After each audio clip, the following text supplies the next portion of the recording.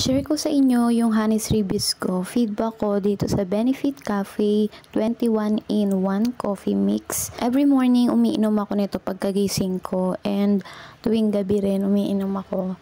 Nagustuhan ko tong kape na to kasi dahil dito hindi na ako sobrang bloated, hindi na ako matakaw kumain. As in, tuwing umaga kape na lang and isang tinapay, minsan kape. Ito lang talaga yung iniinom ko, hindi na ako nagkumakain ng kahit ano.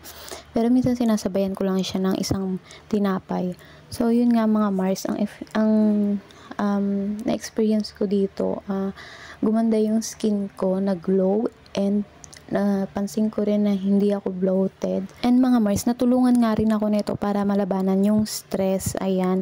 Super healthy nga nito para sa atin mga Mars, para malabanan yung mga cancer, mga sakit. Antioxidant nga rin to mga Mars and nakakatulong siya para help lower cholesterol. It helps reduce blood sugar and cholesterol. Nakakatulong din ito sa mga Alzheimer's disease. Share ko rin sa inyo yung ingredients niya. Napakarami niya ingredients mga Mars.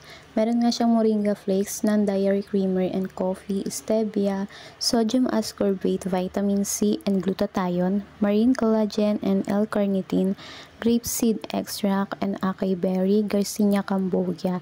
So marami pa siyang mga ingredients mga Mars. So kung gusto niyo nito, tikman niyo na siya kasi talagang napaka-healthy niya sa atin. Click niyo lang yung yellow basket ko, check out na.